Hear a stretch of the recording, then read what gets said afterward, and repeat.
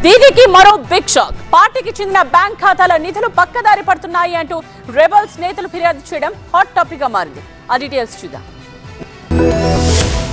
పశ్చిమ బెంగాల్లో 15 ఏళ్ల పాటు తిరుగులేని శక్తిగా వెలిగిన తృణమూల్ కాంగ్రెస్ కోట 2026 అసెంబ్లీ ఎన్నికల్లో ఘోర పరాజయంతో పేకమేడలా కూలిపోయింది. 294 సీట్లలో కేవలం 80 సీట్లకే పరిమితమైన టీఎంసీలో ఇప్పుడు అంతర్గత పోరు నడుస్తోంది. ఇప్పుడు మమతా బెనర్జీకి మరో పెద్ద షాక్ తగిలింది. పార్టీకి చెందిన అధికారిక బ్యాంకు ఖాతాల ద్వారా పెద్ద ఎత్తున అక్రమ నగదు లావాదేవీలు జరుగుతున్నాయంటూ తిరుగుబాటు వర్గ నేతలు పోలీసులకు ఫిర్యాదు చేశారు. తృణమూల్ కాంగ్రెస్ పార్టీకి నేరుగా లింక్ అయి ఉన్న 3 కీలక బ్యాంకు ఖాతాల వివరాలను ఈ ఫిర్యాదులో పేర్కొన్నారు. ఇప్పటికే పెద్ద మొత్తంలో నిధులు వేరే చోటికి బదిలీ అయ్యాయని, ఇకపై కూడా మరిన్ని నిధులు పక్కదారి పట్టే అవకాశం ఉందని పోలీసులకు ఫిర్యాదు చేశారు. అక్రమంగా డబ్బులు బదిలీ అవుతున్నాయని సైబర్ క్రైమ్ పోలీసులకు ఫిర్యాదు చేయడం ఇప్పుడు అటు రాజకీయ వర్గాల్లోనూ ఇటు దేశవ్యాప్తంగానూ తీవ్ర సంచలనం సృష్టిస్తోంది. ఇటీవల టీఎంసీ మాజీ sports minister Arup Biswas HDFC బ్యాంకుకు ఒక సంచలన లేఖ రాశారు. ప్రస్తుతం పార్టీలో అంతర్గత విభేదాలు నడుస్తున్నాయని, ఎవరి చేతిలో కంట్రోల్ ఉందో తెలియని అయోమయ పరిస్థితి నెలకొందని పేర్కొంటూ వెంటనే టీఎంసీ అధికారిక బ్యాంక్ అకౌంట్ ను ఫ్రీజ్ చేయాలని రిక్వెస్ట్ చేశారు. పార్టీ ఫండ్స్ దుర్వినియోగం కాకుండా ఉండేందుకే ఈ నిర్ణయం తీసుకున్నట్లు